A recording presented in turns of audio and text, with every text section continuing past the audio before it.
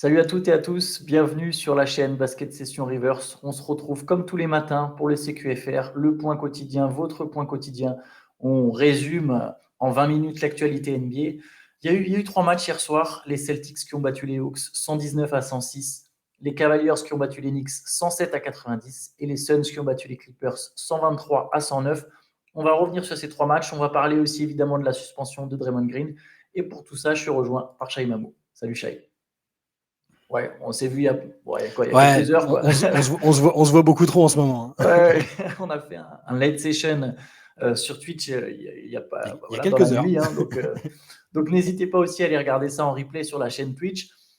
Shai, écoute, je vais te lancer. Peut-être, je vais choisir le premier match pour lequel on va Je t'en prie. parler. Celui qui, moi, perso, m'intéresse le plus, la série qui m'intéresse le plus, les Suns contre les Clippers. Ouais. Euh, les Suns qui se sont bien repris. Ils avaient perdu le premier match, là, ils ont gagné 123-109. C'était un beau match, peut-être le plus beau de la soirée. Ouais. Qu'est-ce que tu retiens un peu de cette performance, de ce réveil des Clippers des Suns, pardon. Justement, il y a vraiment la notion de réveil parce que la première mi-temps, honnêtement, je pensais que les Clippers allaient filer vers une deuxième victoire. Quand je les ai vus à plus 12, alors aujourd'hui en NBA, plus 12, c'est rien du tout, ça se gomme en 3 secondes. Mais je les sentais bien, Kawhi bien, comme sur le premier match en fait. Je les sentais cohérents. Et à côté, les Suns, toujours en recherche un peu de solutions différentes. C'est arrivé après, en deuxième mi-temps, surtout par Devin Booker qui a accéléré. J'avoue que quand à plus 12 pour les Clippers, je me suis dit, la malédiction Scott Foster, elle est réelle. Chris Paul va en reprendre une. Mais non, ils ont bien réagi, surtout par Booker, qui a vraiment, je trouve, haussé son niveau de jeu, l'intensité, le leadership, tout, avec toujours Kevin Durant dans un rôle plus, j'allais dire, un peu de passager si on veut être négatif, et facilitateur si on veut être positif.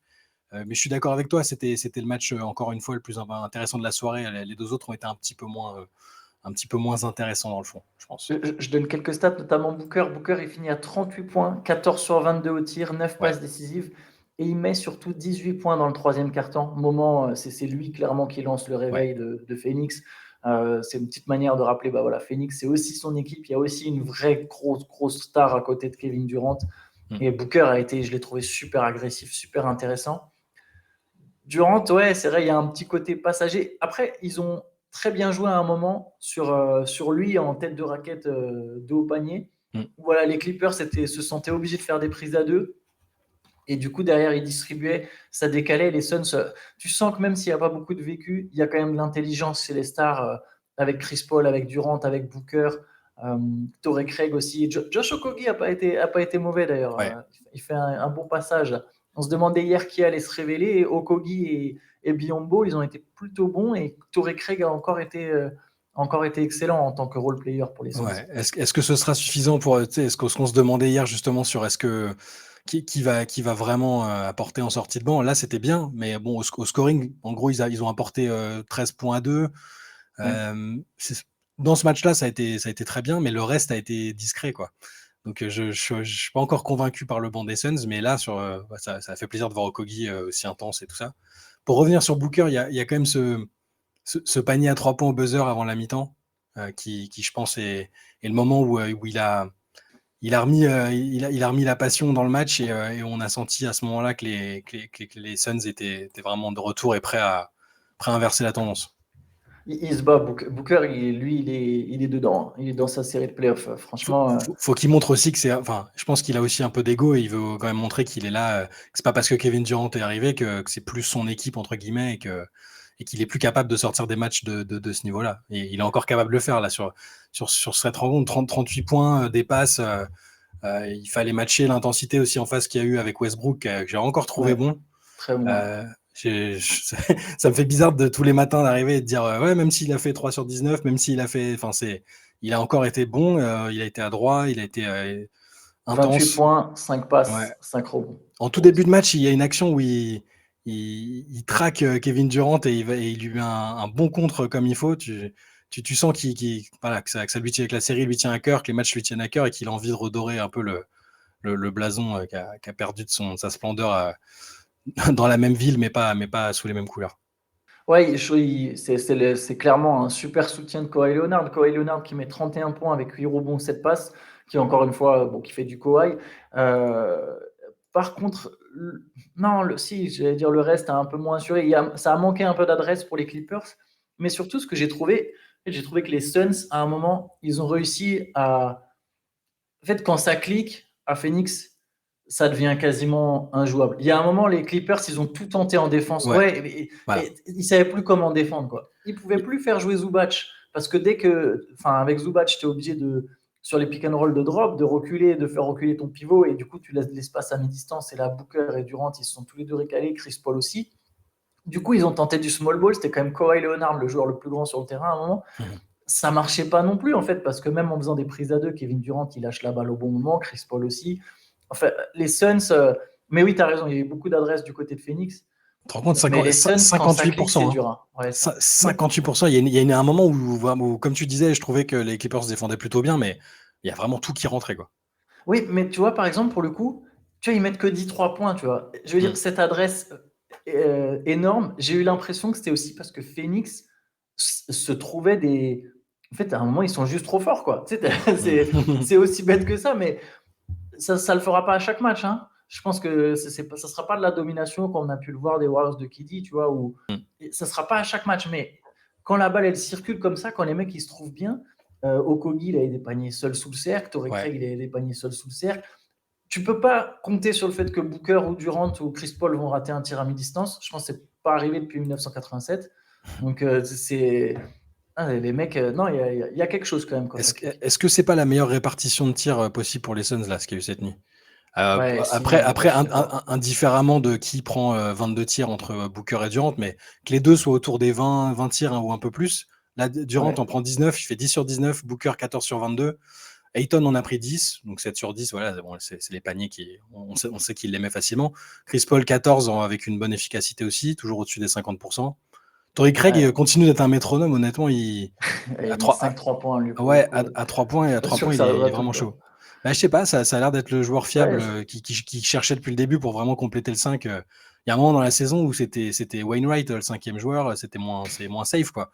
Qui a joué une minute hier. Enfin, qui a joué une minute, voilà. Ouais. Donc, c'est peut-être la meilleure répartition possible, je pense. Ouais, je pense que tu mets le doigt sur un truc très intéressant. Je suis tout à fait d'accord. Il y a de ça. Avec un Chris Paul tranchant, je trouvais bon, notamment dans le Money Time. Ayton qui se bat un peu plus au rebond. Je pense qu'ils ont. Cette série, Ayton, enfin, même sur tous ses playoffs, Ayton, il faut vraiment qu'il ait envie. Ça peut être une grosse clé pour Phoenix. Si Ayton il joue avec le même niveau d'intensité que Booker, ça va devenir très compliqué pour les autres équipes. Je te propose qu'on enchaîne allez, avec Boston. On va se garder Cleveland pour la fin. Boston qui a encore une fois forte impression. Je rappelle, ils battent donc les Hawks 119-106. C'est de la répétition, c'est de l'entraînement, c'est facile, quoi. Je vois pas ce qui peut leur arriver sur cette série. Alors, un match dans lequel les Hawks ont été menés de plus de 20 points. Ils reviennent à un moment quand Trae Young est sur le banc. Il reste 7 minutes sur le banc. C'est le moment où ils reviennent. Et il rentre et ça reprend un carton. J'ai pas compris. Je me suis demandé s'il était blessé à un moment parce qu'il fait au moment où il sort et où il reste 7 minutes, il va au vestiaire. C'était pas pareil, il n'y avait pas une bonne vibe autour de Trae Young et c'est vraiment quand il est sorti qu'ils sont revenus. Et sur la fin de match, il y a cette action où Jason Tatum le contre et part en contre-attaque et il plie totalement le match à 3 minutes de la fin. Bon, il y avait déjà un écart conséquent, mais c'est très compliqué. Les Celtics, je les ai trouvés en contrôle de A à Z. Voir Derrick White comme ça change aussi pas mal la donne, parce que cette saison, contrairement à l'année dernière, quand il est arrivé, il a tout de suite été hyper efficace, hyper régulier, hyper bon en défense, hyper propre en attaque. Cette saison, il a eu plus de difficultés. Il est parfois un peu sorti de la rotation serrée. La titulaire, 26 points, 7 rebonds, 2 passes, 11 sur 16. Je trouve qu'il a souvent donné le rythme aussi. Et ça a permis aux autres de faire un match plutôt tranquille, somme toute. Hein. Tatum, 29 points, 10 rebonds, 6 passes, à 12 sur 22. Je ne les ai pas sentis, j'ai pas eu l'impression qu'ils avaient forcé. C'était plutôt tranquille pour Boston. Ouais, d'ailleurs, pour continuer, un poil sur Trae Young, Derrick White, c'est son vis-à-vis. Ça fait 2 matchs de suite qu'il met, qu'il met 24 points ou plus. C'est pas un mec qui est réputé pour scorer, mais bon, il sait qu'il a un défenseur très très fébrile en face de lui. Il est agressif. Ça change beaucoup de choses. J'ai vu justement Tatum, il y a une quote de Tatum où Tatum dit que ça donne une autre dimension à cette équipe quand Derrick White il est agressif. Et je suis d'accord parce que quelque part, tu sais que le danger vient de Tatum et Brown. Si tu as un troisième mec dans le 5 comme ça qui est agressif balle en main, enfin, tu te libères des espaces. Et juste sur Trae Young, dernière chose. Donc hier, il a été élu joueur le plus surcoté par ses pairs. Et ce qui est très drôle, c'est que le public des Celtics a chanté overrated. Ouais. Donc ça, c'est très bon de la Mais part des fans de Boston. mentalement, ça va pas être facile pour Trae Young quand même. Là, entre Ouais. bon, cette série-là, on la considère quasiment perdue d'avance. On leur souhaite que ce soit pas le cas, mais là, entre tout ce qu'il y a eu cette saison, il est passé d'un statut de mec plutôt apprécié avec son style de jeu ultra spectaculaire et tout, qui les emmène en finale de conférence, côté provoquant et tout. Là, il passe de mec considéré comme surcoté par les joueurs, un peu aussi maintenant par les fans. Les coéquipiers, on a vu ce qu'il y a eu avec, voilà, ce qu'il y a eu avec Nate McMillan. Voilà, ça va être assez révélateur à mon avis de ce qu'on va avoir pour Trae Young sur la suite de sa carrière. Et juste, alors un autre joueur d'Atlanta, bon, je pense que sur les Celtics, comme tu as dit, il n'y a pas tant de choses à dire. Les mecs sont en maîtrise. Je pense que dans le pire des cas, ils perdent un match sur cette série. Ouais. Mais bon, ça a l'air d'être quand même plutôt tranquille, une mise en route tranquille. Mais juste sur les Hawks, hier, tu nous parlais dans le late session, tu nous parlais de Onyeka Okongwu, qui a été bon Onyeka Okongwu. Et tu posais cette question, c'est de savoir, est-ce que les Hawks, ils n'auraient pas peut-être intérêt à le mettre dans le 5 ? Après le match de cette nuit, il y a peut-être moyen que ça soit le cas au Game 3, en fait. C'est ça, et puis comme 8 points, 9 rebonds de contre en 24 minutes. Comme on disait hier, c'est pas tellement dans l'espoir de faire complètement basculer la série ou quoi, mais c'est histoire de dire ce gars-là, c'est notre gars pour l'avenir. Il faut qu'il ait des minutes à très haut niveau contre des très fortes équipes et après ça lui servira pour la suite et ça nous servira pour la suite. Moi, c'est comme ça que je voyais le truc. Après, je suis content de le voir même 24 minutes en sortie de banc, c'est déjà intéressant. Il amène tout de suite quelque chose, une grosse intensité. Je sais que chez nous, Théo l'aime bien depuis le début, il nous en parle souvent depuis le début d'Okongwu, et il avait écrit un article sur lui d'ailleurs, il y a quelques années. Mais c'est un joueur intéressant, et vu que c'est un peu le flou à Atlanta pour la suite, je pense qu'il faut commencer à miser sur ces mecs-là et leur dire on compte sur toi après, tu vas être important. Après, je sais pas quels sont les plans de Snyder, parce que il est arrivé, il a rien choisi de l'effectif. Il va peut-être que lui, il pense pas la même chose, mais je suis content de voir Okongwu avoir ces minutes-là à ce niveau-là en tout cas. J'avoue que j'ai du mal à tilter l'effectif des Hawks. C'est très bizarre en fait. Il y a des soirs où ça clique. Enfin, je sais pas, il y a une espèce de construction qui m'étonne. Mais bon, enfin bon. On peut peut-être enchaîner avec Cleveland. Les Cavaliers qui ont battu les Knicks 107, j'allais dire 127. Non, quand même pas. Ils ont mis une rousse, mais pas à ce point-là. 107 à 90. Là, pareil, ils avaient été surpris au game 1. Ils ont dominé le game 2 avec un grand Garland. Ouais, il était fort. On se demandait aussi justement lui quelle serait son importance ou son utilisation dans une équipe avec Donovan Mitchell en playoff, où on sait c'est déjà un type qui aime bien être la première option et prendre beaucoup de shoots. En playoff, c'est encore décuplé. Et, là, en fait, Garland, il a commencé tout de suite dès le début du match. Il a attaqué tambour battant. Et il a rapidement montré qu'il voulait que ce soit son match, parce que dans le dernier match, en fait, dans le quatrième quart-temps, il a tiré une fois, je crois. Une fois, ouais. Ouais, il n'a pas du tout pesé, alors que c'était une fin de match serrée, et il a un peu disparu par la force des choses. Et là, ça a été l'homme du match, et il a un peu rappelé quand même, c'était un meneur All-Star depuis l'année dernière, et j'ai pas trouvé que les Cavs très inquiets. Et les Knicks m'ont semblé presque un peu suffisants, en mode bon, on a gagné le match 1, on va pas non plus se mettre dans le rouge pour essayer d'aller en prendre un deuxième à Cleveland, tu vois. Donc c'est rassurant pour Cleveland. On se posait des questions sur l'utilisation de Mobley, est-ce qu'ils arriveraient à rebondir après ça, est-ce que l'inexpérience, tout ça. Au final, ils se sont bien repris, et c'est bien pour la suite de la série. Après, pour les Knicks, il y avait très vite tellement d'écart. Ouais. Enfin, tu vois, dans le deuxième quart-temps, à un moment, vraiment c'est vrai qu'ils auraient pu être un peu plus combatifs au retour des vestiaires, mais Garland a mis 26 de ses 32 points en première mi-temps. Il avait fini le premier match avec une seule passe décisive, 17 points, je crois, et un tir dans le quatrième quart-temps. Là, il avait envie de montrer qu'il fallait aussi compter sur lui. Ce que j'ai apprécié, c'est le fait que Mitchell arrive à laisser les commandes, tu Ouais, vois, à c'est dire vrai. ah bah il est chaud, je le laisse piloter. Mitchell qui finit à 17 points, 13 passes, donc 13 passes, Il a mais shooté en que 11 prenant que fois, ouais. 11 tirs. Ouais, voilà, c'est ça. En En quasiment laissant 40 minutes, vraiment. ça lui arrive pas tous les jours. En 40 minutes, Mitchell, 11 tirs, puis son année rookie, à mon avis, c'est pas arrivé. Mais... Ouais, donc il y a une forme de complicité avec Garland et d'entente de bon bah cette fois c'est son tour, je le laisse scorer que je trouve intéressante. Et bon, les Cavs ont marché sur cette rencontre. Après, je sais pas si on peut vraiment en tirer beaucoup d'enseignements. J'ai l'impression que le Game Non, 3 sera quand même plus serré. mais il y a des petits points positifs pour les Cavs où on se demandait si le banc allait pouvoir apporter quelque chose à un moment parce que c'était un peu compliqué sur le premier match. Caris LeVert, 24 points, qui a joué 40 minutes. Okoro est sorti tout de suite, il a joué que 3 minutes. Caris LeVert, 24 points en 40 minutes. Ils ont besoin d'un mec en sortie de banc qui peut mettre le feu aussi. Ouais, et au match 1, on l'a pas vu du tout Ouais, comme le clairement. reste du banc, comme le reste du Lui banc des aussi, il Cavs, s'est on va dire. réveillé. Lui Ouais. aussi, il y avait un espèce de réveil, de pic, de sursaut d'orgueil, de bon, il faut que je m'y mette. L'attitude de Julius Randle, un peu, est-ce que tu veux dire quelques mots dessus? Il avait l'air. On se demandait hier s'il allait prendre 40 tirs. Ce qu'on disait dans la late session, on se demandait si justement, en apprenant qu'il était considéré comme le deuxième joueur le plus surcoté de toute la NBA, il allait pas dégoupiller et prendre 40 shoots. Alors, il a pas dégoupillé, il a fait un match honnête, mais oui, il était frustré. C'est un joueur qui est dans l'émotion et qui a du mal à contenir sa frustration. Je peux pas lui en vouloir d'avoir été un peu fâché à la fin parce que la faute de Jarrett Allen est un peu lourde quand même, surtout vu l'écart qu'il y avait au tableau d'affichage. Mais Jarrett Allen, c'est ça, c'est un intérieur qui il sait qu'il va prendre des posters dans la saison, mais il essaiera toujours de défendre. Et bon, là, il a été un peu fort et Randle aura pu se faire vraiment mal. Donc, la scène où il se fâche un peu, je peux la comprendre. Mais bon, c'est du Julius.